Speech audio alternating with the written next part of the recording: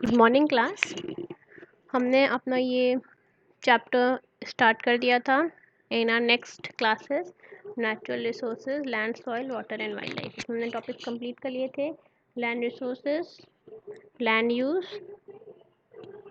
Land degradation, soil resources, soil erosion, soil conservation, water resources, significance of water, और हम लोग ने complete कर लिया था फ्रेश वाटर तक। आज हम स्टार्ट करते हैं डिस्ट्रीब्यूशन ऑफ फ्रेश वाटर से।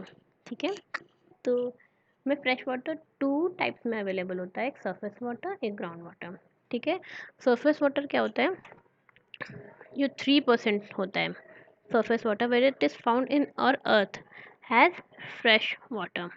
ठीक है, 70% जो अर्थ का फ्रेश वाटर है वो लॉक्ड है कहाँ पे, in ice sheets and snow in Antarctica.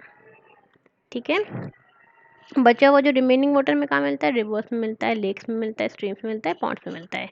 ठीक है, and the availability of fresh water depends on the amount of rainfall. ठीक है, जितना रेनफॉल होता है इतने ही अबंडेंट हो जाता है हमारा फ्रेश वाटर।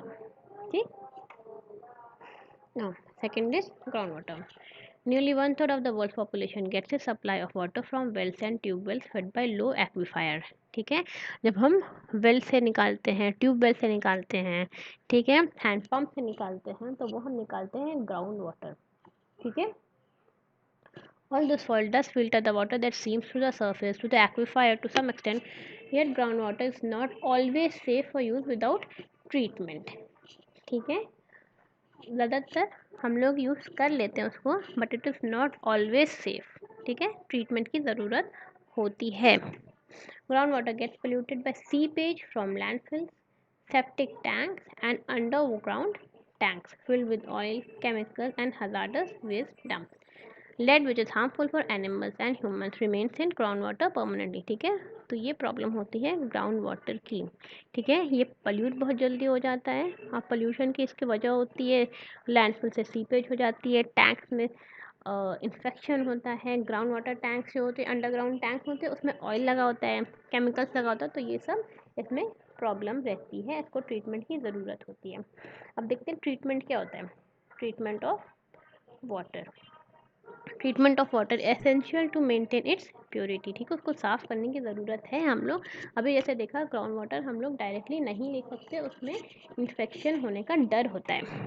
ठीक है, filtration and sedimentation should be allowed by disinfecting the water with chlorine. Chlorine से डिसइंफेक्टिंग हो जाता है। Drinking water can be obtain by several purification method such as reverse osmosis, UV method, distillation, filter method. ठीक है, आपने आजकल के जो एड्स देखे होंगे कैंटारो के, तो उसमें बताते हैं कि देयर इज यूवी मेथड। तो यूवी मेथड से क्या होता है, जो उसमें बैक्टीरिया प्रेजेंट होता है, वायरस प्रेजेंट होता है, फंगाई प्रेजेंट होता है, वो किल कर दिया जाता है by exposure of ultraviolet radiation. ठीक है ना, अब देखते हैं वाटर कंजर्वेशन क्या होता है। fresh water scarcity will probably be the next biggest crisis on earth. ठीक है, ये कहा जाता है कि जो थर्ड वर्ल्ड वॉर होगी that will be upon water use. ठीक है, क्योंकि इतनी स्कारसिटी हो गई है ड्रिंकिंग वाटर की, तो इसलिए हमें ज़रूरत है कि हम उसको कंजर्व कर सकें। ठीक, तो ये कुछ स्टेप्स है, उसको हम लोग देख लेते हैं कि क्या क्या स्टेप्स हमें करना चाहिए टू कंजर्व वाटर, और उसकी क्वालिटी को भी हम मेंटेन कर सकें। ठीक है, first is water use and recycling, sea water desalination, river cleaning, river को क्लीन करना चाहिए। एफॉरेस्टेशन, एफॉरेस्टेशन से क्या होता है, अगर आप ट्रीज़ को लगाएंगे तो जो फ्रेश वाटर है वो बह नहीं जाएगा, रन ऑफ नहीं करेगा, कम रन ऑफ करेगा। ठीक है, तो there will be conservation of water. Rain water harvesting होनी चाहिए, इनकरेजिंग बेटर इरीगेशन प्रैक्टिसेस। ठीक है, what do you do at home. अब हम घर में क्या कर सकते हैं कि हम वाटर को कंजर्व कर सकें। Turn off the tap while brushing your teeth, meant leaking tap. ठीक है, अपना जब आप ब्रश कर रहे हो तो ये नहीं कि पानी खुला हुआ है, उसी वक्त उसको टर्न ऑफ करें। छोटे छोटे स्टेप से ही कंजर्वेशन होता है। ठीक है, कोई टैप लीक कर रहा है उसको मेंट करें, उसे ठीक कराएं। Don't leave the water running while washing dishes और क्लोथ्स। ठीक है, बस जब यूज़ कर रहे हो तभी आपको ऑन करना है। Watering your gardening early in the morning और late in the evening to prevent evaporation. ठीक है, अब ये देखिए इंपॉर्टेंट पॉइंट है। आपका अगर कोई गार्डन हो, कोई प्लांट्स हो, उसको आप अर्ली मॉर्निंग में ही उसको वाटर करिए और या तो लेट इन द इवनिंग, क्योंकि उस वक़्त इवेपोरेशन इतना नहीं होता है, ठीक है? अगर आप जैसे ही पानी डाला आपने धूप में, उसी वक़्त इवेपोरेट हो गया तो वाटर का यूज़ इज़ नॉट प्रॉपर, ठीक है? तो you should water your garden early in the morning और लेट इन द इवनिंग, ठीक है? Now use mulch between plants and trees, ठीक है?